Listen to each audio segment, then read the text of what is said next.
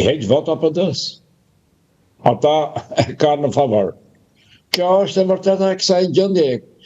Këtë e dinë edhe demokratët e iluminuar, po s'kanë që të bëjnë. Po Saliu vetë, rikot, asgjës do fitoj. Asgjës do fitoj sepse çështjen e tij penale e ka Spaku. Është në grata në Amerikë, por dëmton të djathtën dhe sidomos Partinë Demokratike. Avokat, ju me të drejtë e thatë këtë në 11 zgjedhje parlamentare mbas rrëzimit të komunizmit, 7 kanë fituar të majtët dhe 4 të djathtët. Çfarë do me thënie ka kjo për ju? Mirë, analitika e re që më erdhi mua para disa vjetëve, po? Edhe që qëndron dhe sot, është se sipas studimit perëndimit, të analitikës perëndimore, shoqëria shqiptare është e majtë. Në fakt, është e majtë. Dhe kjo po rezulton e vërtet. Është e majtë. Kurse Partia Socialiste është partia më e fortë e majtë. Kanë dalë dhe 2 të tjera, por nuk kanë mundur ta sfumojnë ose ta dobësojnë. Po e djatha ç'do bëj? E djatën të thash e dëmton Partinë Demokratike, e dëmton figura e Saliut që nuk ka vlerë më në personale, flas, as në Perëndim, as në Shqipëri. Qofim, por ai e ka të pushtuar Partinë Demokratike dhe nuk kupton që asgjë nuk fiton, por vetëm prish punë PD-s. Si ka mundësi, avokat, që sa herë që dalin disa zëra kundër zotit Berisha në Partinë Demokratike, del një grup tjetër më i madh që i mbyt këto zëra, dhe kjo vazhdon, përsëritet. Janë interesa, nuk janë logjik. Ata që thonë të vërtetën dhe bëjnë analizën, po? Nuk kanë lidhje me kohën e mbrapsht të Partisë Demokratike, kurse këta janë ata, fluksi që ka përfituar, që ka hyrë në korrupsione, ata janë. Ai është fluksi Saliut. Ai e ndërtoi, ai e pasuroi, dhe tani ecin duke shpenzuar paratë që kanë marrë. Por nuk kanë vota. Kjo është thëmbra e Akilit. Avokat, jeni dakord me... Nuk kanë vota. Po, jeni dakord me zotin Topi, i cili thotë që Partia Demokratike ka mbaruar misionin e saj dhe s'ka më çfarë jep në politikën shqiptare? Partitë e mëdha nuk e mbarojnë misionin asnjëherë. Dëgjoni t'ju them një gjë, që është e filozofisë politike. Po? Politika perëndimore, edhe kjo shqiptarja, se andej ka dalë, është bipolare. Gjithë partitë e tjera që dalin në kot. Është bipolare. E keni parë çfarë ka ndodhur në Shqipëri, del një parti, edhe e majtë, që është nuk fiton dot, se është bipolare, është dypolare. Po doja PS-ja janë. Pyetja që bëj unë, nga ka dalë kjo në Angli, ka shikojnë në 2 janë në Angli, pastaj në gjithë perëndimin prap 2 janë. Ka bërë përjashtim Italia, po ka rënë në krizë. Edhe ajo do shkojë te karakteri bipolar. Është një majt, një djathtë, nuk diskutohet. Pse është krijuar një majt dhe një djathtë? Po? Të majtën e nxorën socialistët dhe komunistët, që dolën nga marksizmi dhe kaluan nga marksizmi në ekstremizmin leninist dhe nga marksizmi në konceptin socialist. Kanë dalë nga Marx e të gjithë. Pra, çështja është që lindi një fenomen universal në perëndim, në Europën perëndimore, në gjithë Europën, në funksion të fitimit paras dhe kapitalit, që ishte marksizmi. Dhe ajo doli si teori që analizoj kapitalin, ju e dini, vepra më e madhe e tij është kapitali e Marksit. Dhe analiza e kapitalit është e saktë.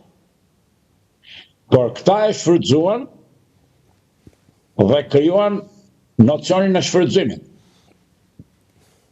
Mbi vlerën ai analizoi në funksion të tregut Marksi, ose dhe marksizmi klasik. Kurse komunizmi mbi vlerën e qyti vjedhje.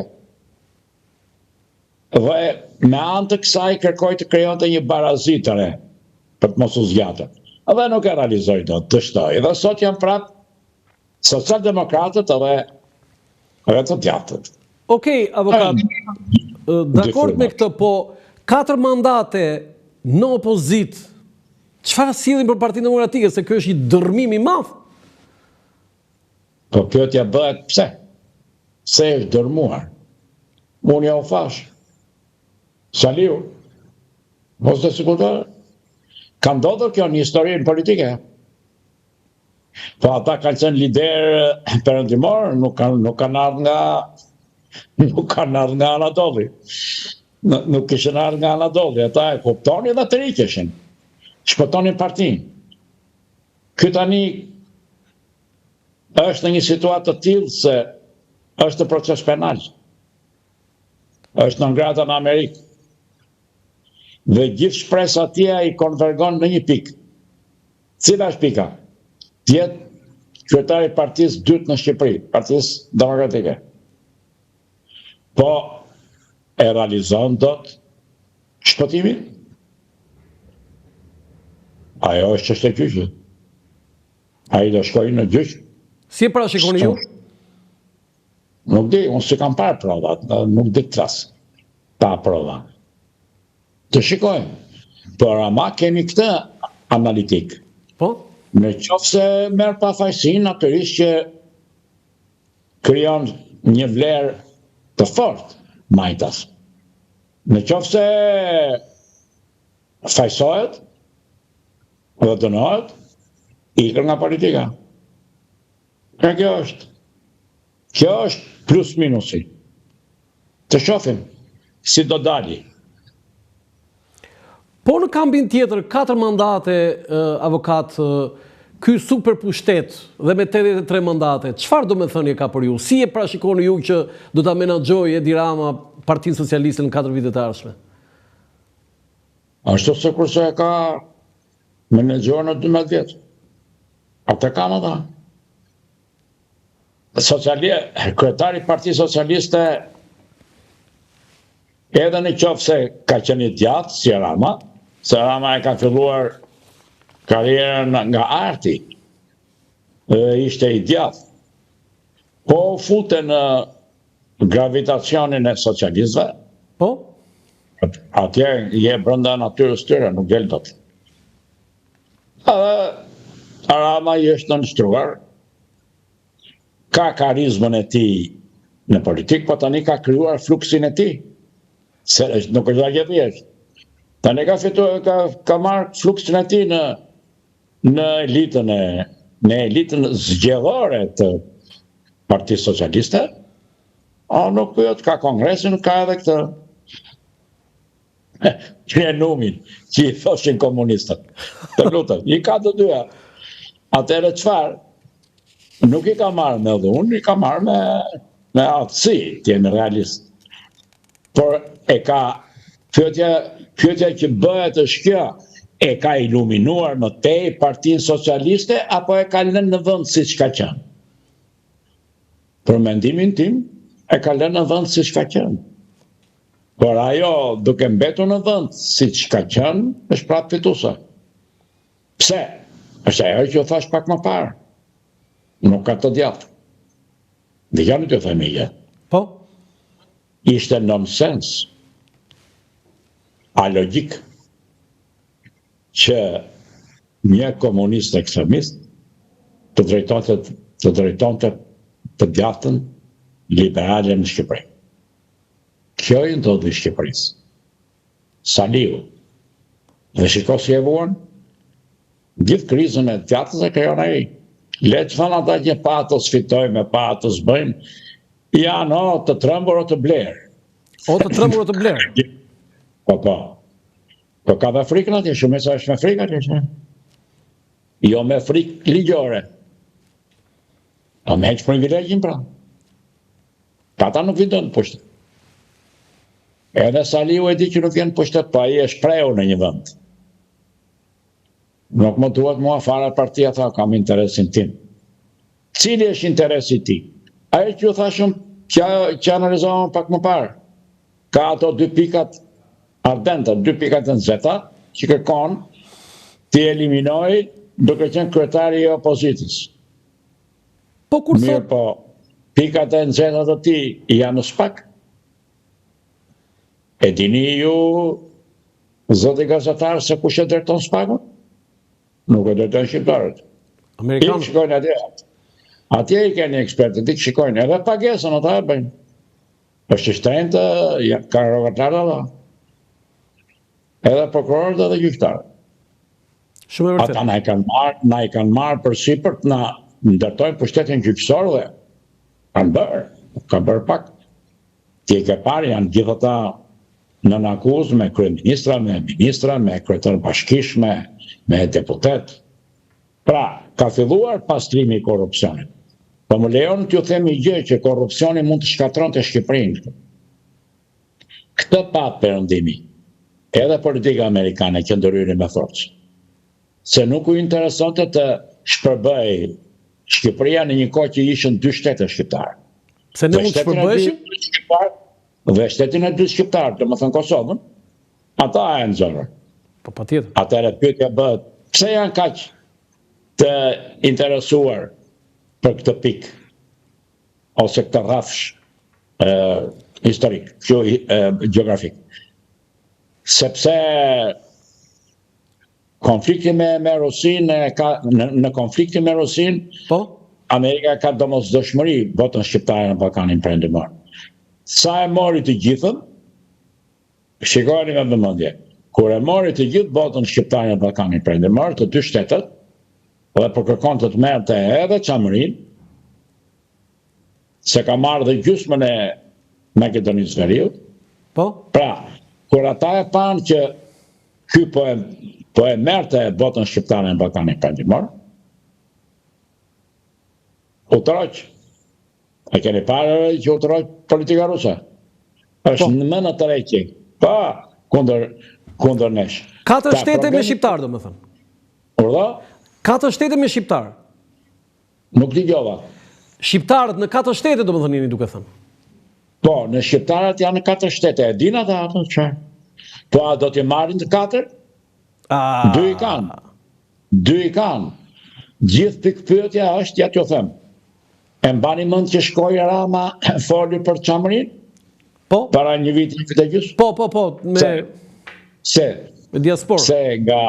Se partia e çoi, interesi Partisë Socialiste ishte, Washingtoni e çoi diskutonin. Pse? Sepse historia ka një rregull të brendshëm për territoret që janë shkëputur nga shteti am, dhe që e kanë ruajtur gjuhën dhe nuk janë asimiluar. Ne të gjithë kufitarët tanë nuk i asimiluan dot slavët. Slavët asimiluan vetëm, domethënë serbët asimiluan vetëm katolikët shqiptarë që kanë brenda në Serbi. Që e kishin brenda territorit. 35% të serbëve janë ish katolik shqiptar, të dini. Ata 35%. Më thanë, një minutë, më thanë priftrin e mdhej që i kisha miq. Ore, si u kaluan ata, i thashte, feja tjetër? Se kaluan nga kristianizmi, nga katolicizmi në ortodoksi. Ortodoks. E disi thoshin, hama se me kryq ina. Po se mos ishin të shkolluar. Ti që shqiptarët kanë qenë populli më i goditur në funksion të shkollës, që edhe në perandorin Osmane, bile Osmanët me slavët ishin në bashkëpunim për mbajtjen në padije të popullit shqiptar. Por këtu historia erdhi që ne dim se ta përsërisim, tani jemi në jo në 2 shtete, jemi gati 3 shtete. Avokat, po ka një fakt. Edhe ju thash që Rama foli për qamërin. Po, ka një fakt, avokat, që është vënë pak në diskutim fakti që SBA-ja ka apo jo interes. Ka 2 vjet pa ambasador, ambasada amerikane në Tiranë nuk ka ndodhur ndonjëherë në 103 vite marrëdhënie zyrtare mes 2 shteteve. Ja, ajo ka qenë prezente këtu, pavarësisht që ka pas ambasador. Ka qenë prezente këtu. Jo, a ka ndikuar ky fakt? Jo, ajo është gjendja e brendshme e tyre. Domethënë që ai që luan rolin e ambasadorit këtu, ka raste të tilla. Ai që luan rolin e ambasadorit këtu, ngarkuar me në momentet që ka në momentet që ka ikur ambasadori, mund të jetë shumë i aftë. Po s'mund ta bëjnë dot ambasador për arsye juridike. Dhe këta më mirë mbajnë atë sa i ambasador është, ju lutem ai pranon dhe letrat kredenciale të gjitha, po nuk ka titullin ambasador. Nuk ka titullin ambasador, po. Dhe ata pa gjetur një tjetër nuk e sjellin sepse këtu është bota shqiptare, sidomos Kosova është domosdoshmëri për ta. Megjithatë, avokat Nancy Valhorn, që është e ngarkuara me punë e ambasadës, nuk ka qenë aq aktive, fjala vjen sa e ngarkuara tjetër Leila Mosisuani, nëse ju kujtohet, ajo ishte edhe pse nuk ishte titullin e ambasador, shkonte në SPAK vet, shkonte në konferencat gjyqësore, bënte deklarata. Atëre, në rregull, po do të jemi korrekt me kohën. Po? Atëre ishte periudha e marrjes së tyre. Këtë drejt. Po pra, natyrisht ishte aktiv. Tani ata i kanë marrë ato, jo vetëm po shpëtuar në Shqipërinë, të jemi realist. Morën dhe pavarësinë e Kosovës, pse ne e morëm. Natyrisht që UÇK-ja kishte vlerën e vet. Ai ishte fakti që mbështeti aksionin. Bombardua Beogradi gjatë, tjedi. Po, ku ishte forca? Ku ishte ajo... Amerika? Jo, ku ishte justifikimi juridik dhe historik? UÇK-ja. UÇK-ja. Po, pa mos ishte UÇK-ja asgjë. Nuk hynte Amerika. Atëre, përderisa ata kaluan në ekstremizëm, se UÇK-ja i çoi në ekstremizëm, dhe ata ranë në shkelje në terrorizëm, ju e dini.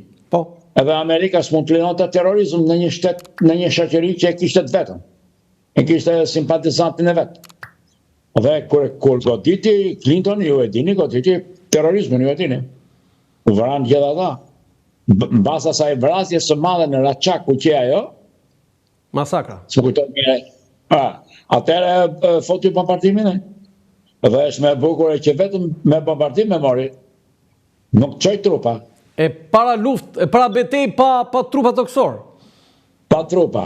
Vetëm me bombardim ishte genialitet në kuptimin jo të letërsisë, jo të artit, por të artit ushtarak.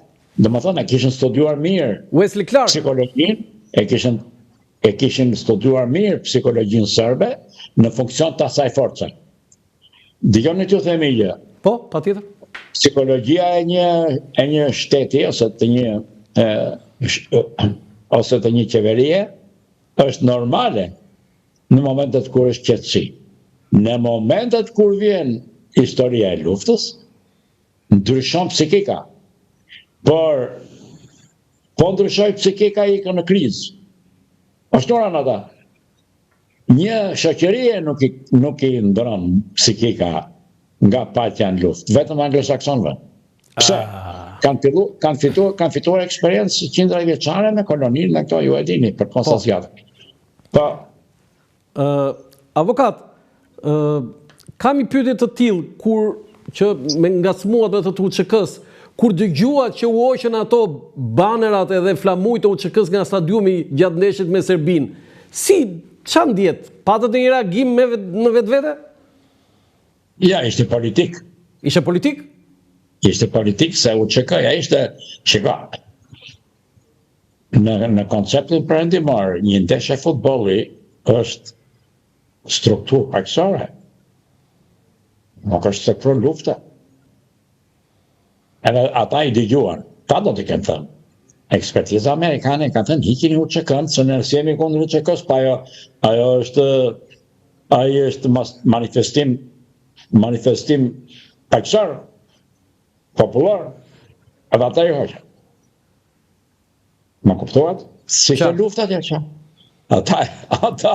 Ata e konceptuan betejen futbolistike luft me armë. Ishte nxitim. Shumë e bukur kjo. Avokat, kemi një për nga kozgjatja, renditja e kryeministrave të Shqipërisë në 103 vite shtet, 13 vite shtet, kemi Mehmet Çeu 27 vjet e 3 muaj, Edi Rama 12 vjet plus 4, 16, Enver Hoxha 9 vjet e 9 muaj, Adil Çaçani 9 vjet e 1 vit, Sali Berisha 8 vjet. Cili është komendi juaj për këto shifra? Ndodhin. Por gjatë kanë kaluar, do të themi pse e kemi këtë arsye. Arsyeja nuk është moderne. Pse e kemi këtë arsye? Sepse demokracia si koncept liberal nuk e ka mundur pushtetin si koncept individual të psikikës për pushtet të individit. Nuk e kam poshtër akoma me këtë të regon kjo. Dhe këtu është dopsia. Jo pse vajti ka gjatë, po në këtë luft, ne ende nuk e kemi, ne ende forca e pushtetit nuk e ka, domethënë forca e ligjit nuk e ka zbutur forcën e pushtetit. Domethënë forca e demokracisë nuk e ka zbutur forcën e pushtetit politik. Pushteti politik në një demokraci ndron njëherë 4 vjet. Në Amerikë ke parë si e kanë bërë njëherë 8 vjet. Pse që të mos ndodhte kjo? Kjo është shumë e rrezikshme.